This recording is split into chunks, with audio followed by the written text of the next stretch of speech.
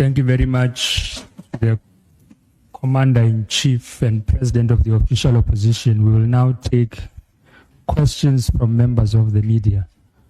You'll be number 1, you'll be number 2, you'll be number 3, you'll be number 4. And let's proceed quickly. Samgel. Okay. The question to the official opposition, the EFF. I wonder what Floyd has to say about that. Mr. Malema and your colleagues. Just on the issue of the budget now going forward, what are going to be the main thrust of the negotiations with political parties in Parliament, in the main with the ANC? I heard your speech over the weekend saying that you are willing to engage, but you won't engage in an association with the Democratic Alliance and also the Freedom Front Plus. What will be the main thrust of your negotiations going forward? Then secondly, on the issues pertaining to the actual fiscal framework of the budget in itself, what are some of your main procedure points that you would like to be followed, noting that this particular judgment noted the discrepancies that were there in the portfolio committee that Mr.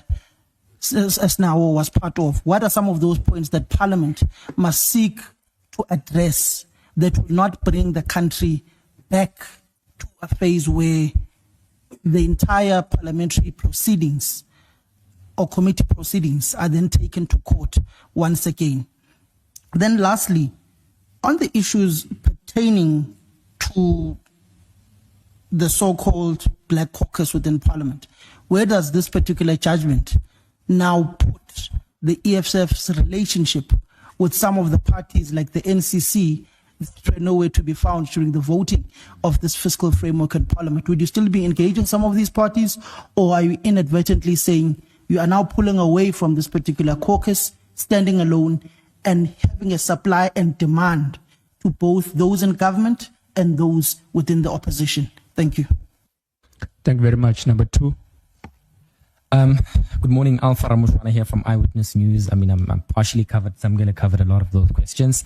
I also want to ask about the court ruling. The ANC last week says that the DA and the EFF's application in court has nothing to do with the finance minister's reversal of the value-added tax increase. What do you make of that statement? And I'd also like some reaction on Floyd Shivambu's visit to Malawi, where he went to Shepherd Bushiri's church. Thank you. Number 3. Good afternoon, leadership. Zinoko Mhlaba from Newsroom Africa. The entire fiscal framework and VAT debate is really exposing the analysis and understanding legal processes of passing budgets that we see here. My question now then talks to the issues of how do you find balance between respecting the democratic process, in this case, respecting the views of the majority, which the ANC managed to garner, but also having an opposition that is able to take on that majority by, as the EFF has done, by taking legal steps to really enforce the legalities or the legal processes which Parliament must follow in deciding on such important matters. So what lesson can we learn from this? And of course, how does this whole debate, as we have seen it unfolding, really put citizens of this country in a very, very vulnerable position? Do you believe that had the EFF and the DA not taken this issue legally, would be able to get consensus within parliamentary structures to fix the problem that the court has finally found? But also going forward now, as Samkelo pointed out, the role of the opposition and the importance of the importance of uniting opposition parties within Parliament. Do you think that is still possible, or it is time for each party now to stand alone and also go as far as using legal processes, to challenge whatever they are not happy with? Thank you. Thank you very much. Number 4. And hopefully we'll keep it brief and straight to questions. Our data is slow. Good afternoon. Shannon Merrick from Kasi Broadcasting Africa. I want to focus on local issues. The on 1st of April, the press statement talks of something that happens in Parliament or whatever. People voted and so on. 1st April is April Fool's Day. But on 27 April, the court reversed what happened on 1st April 2025. How does the EFF feel about that victory, that on 27 February 2025, the court reversed a very important judgment that's in the favor of poor people, especially black people? That's one. Two, the EFF put some strikers in, for the lack of a better word, strikers in Parliament. It was Ompile, it was Siano, the spokesperson, and this other young doctor that we never saw before to fight this bill. And in the media, they actually brought more clarity to us in the media, and I think to the DA and others as well. Now you claim you are the official opposition. Do you think these young people will be able to take the EFF forward beyond where it is now? Number three, the elephant in the room, the people out there are worried. Are people going to get SASSA payment next week? Are the poor black child going to get their feeding scheme next week? Are the Gogos going to get the grant? And the most important thing about the disability grant, pension, old age grant, and child grant, will they get the increase of the grant? Because remember, the increase now is part of this budget that, give or take, I'm not the doctor that gave the analysis of the budget, but now there's no budget. Thank you. All right, thank you, President. Thank you very much. You and the TG must be ready to also answer questions because you are members of the committee. You can provide more clarity on the processes that unfolded. There's no negotiations going forward with anyone. We are going to a committee, and then the law must be followed to the letter. So there's no one who's going to be seeking any favor from anyone.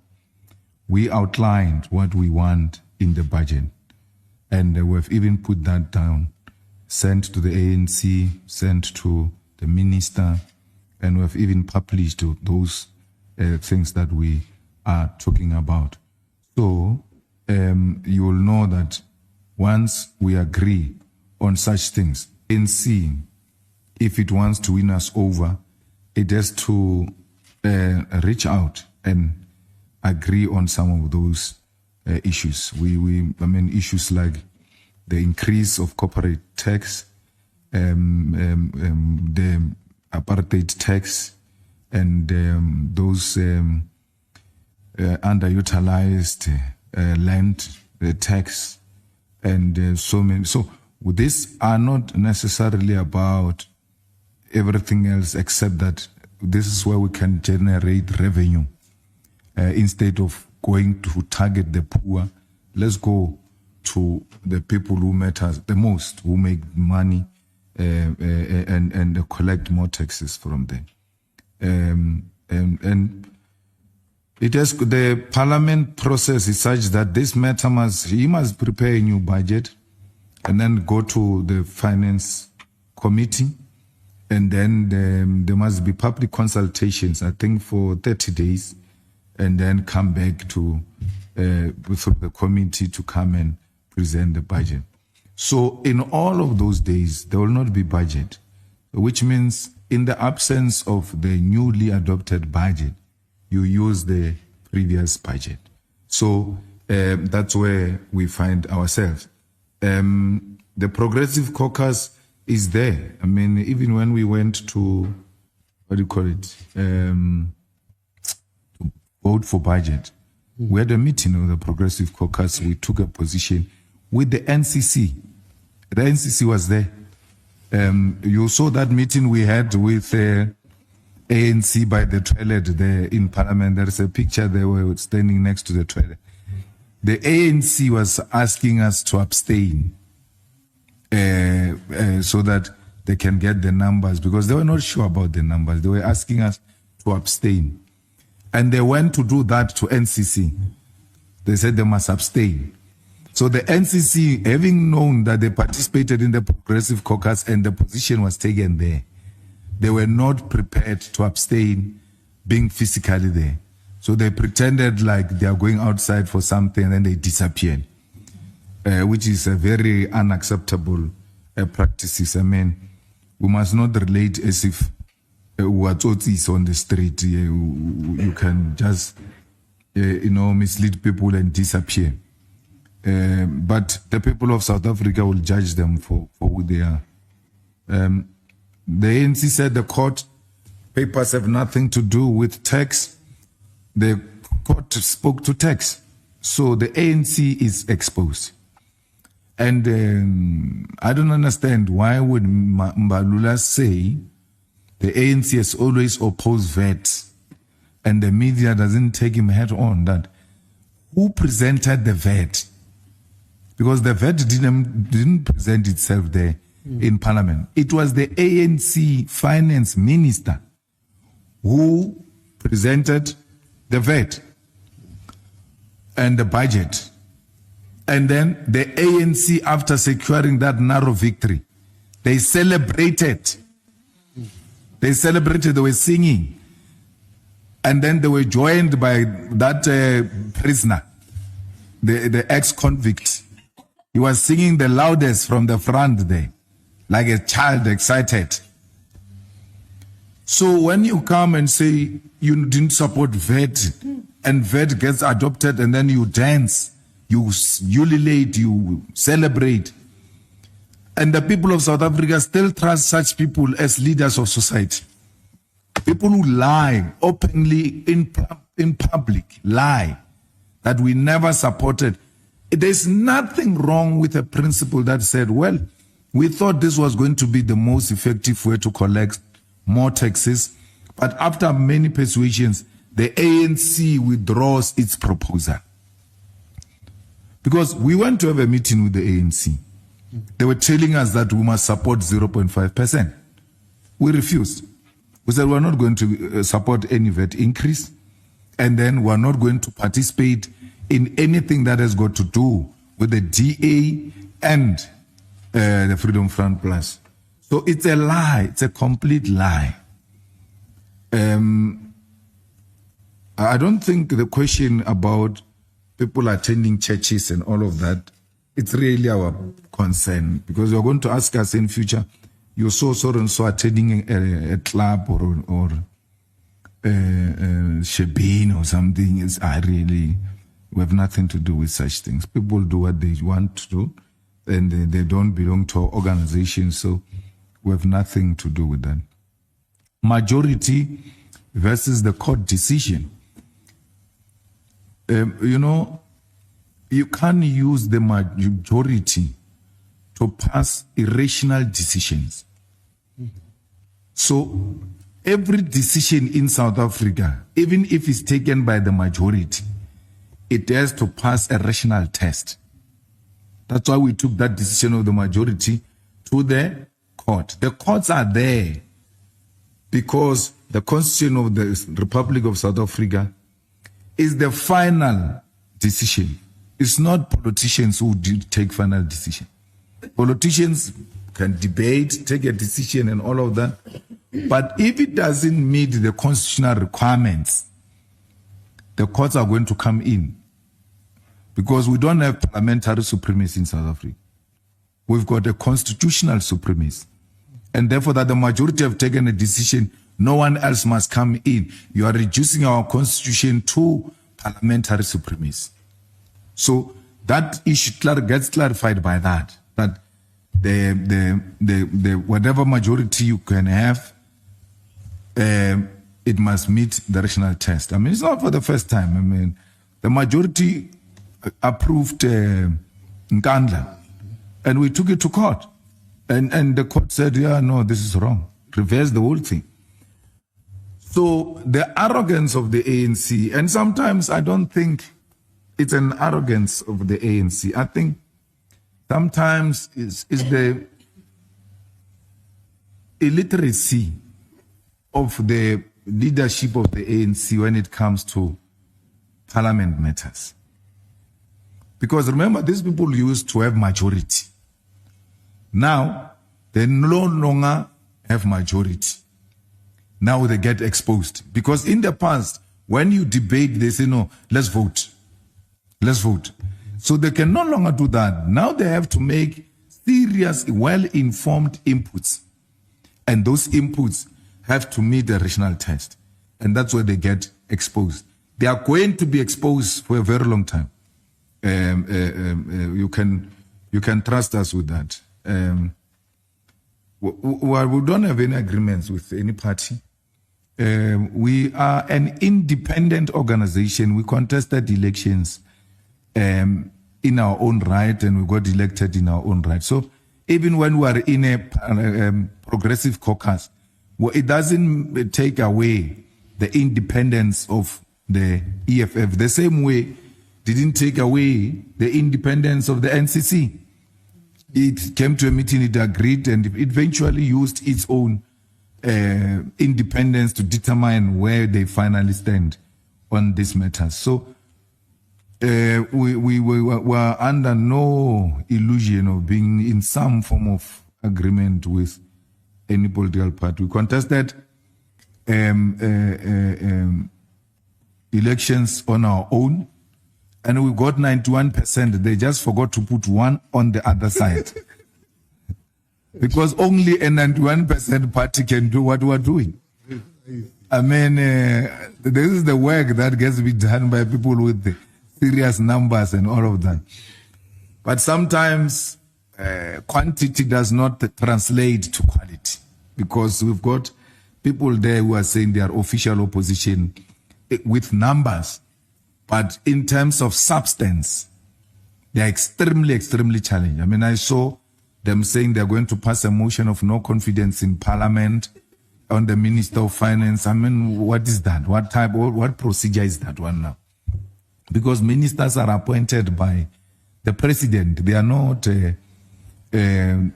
appointed by Parliament. We can make a call like we're doing, but the final decision rests with the President of the Republic of South Africa.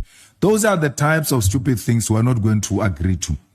And you're going to say, no, the Progressive Caucus is not working together. Working together, agreeing on stupidity. We can't allow that. We are not going to be part of such things. We only agree and align ourselves on superior logic. Our going to court, we didn't join the DA. You know how the court matters work. If you come to court and there's someone already in court on the same matter, you're going to be forced to join that matter. We wrote a letter to the speaker midnight. They woke up in the morning to see our letter. They wrote a letter. They were arguing different points altogether. Even in court, they were arguing completely different points. This court decision, if you go and look at it, it is in the prayers. Raw as it is, it's in the prayers of the EFF. You must just go and read the prayers of the EFF in the court papers and then look at this judgment. It's exactly what the EFF asked the court to do. Then you go to the DA, you look at the prayers of the DA, and you look at this agreement. You realize that the DA was there for a different reason. And someone was saying, yeah, but you are voting with the DA. I said, no, we're not voting with the DA. We're voting for EFF position. And we're doing it for different reasons. We never voted for the same position with the DA because we are sharing the same reasons. We don't share the same reasons with the DA. 27 April was a very important day in the history of South Africa in 1994. And today it becomes again an important day, a turning point in the politics of South Africa, and especially parliamentary politics. So to overturn a decision of April Fools on the 27th of April was a victory to the Constitution of the Republic of South Africa. That fools will never undermine the Constitution of the Republic of South Africa for as long as the EFF is there. The EFF has always been led by young people, and we've got full confidence in them, and that's why we entrust them with responsibilities and huge responsibilities, and they don't disappoint. They always come back with victory. Well, the SASSA is going to be there. We're using the old budget, as we said, but there won't be an increase because the increase was proposed in the current budget, which is now set aside. So which means the 20 rand he promised to increase that grant they give to the unemployed, social relief. It was giving them 350, said it's going to put 20 rand to 370. It won't happen because the budget has not been approved. We expect the people to get their money, especially the poor of the poorest. The only difference is that there will not be an increase. And all of that must be blamed on the ANC and the DA.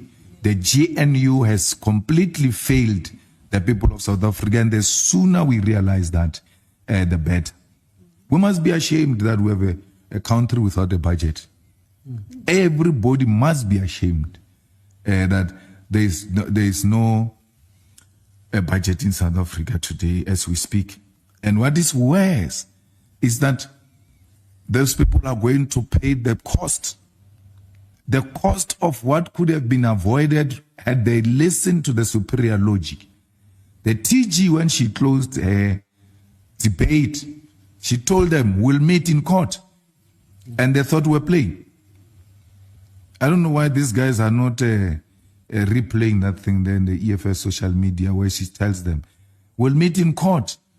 You replay that thing and you put that court judgment. Well, this is what we said and this is what we came up with to demonstrate that we mean everything we said. We said to you, South Africa, we are not going to be a disruptive opposition. We are going to be a constructive opposition. We are going to hold the executive accountable, and we are doing exactly that. You can be in denial in the media because you had written us off. You said, no, the EFF is gone. The think tanks of the EFF are gone. What's going to happen to the EFF? When the think tanks of the EFF were here, have you ever seen such a superior logic being displayed?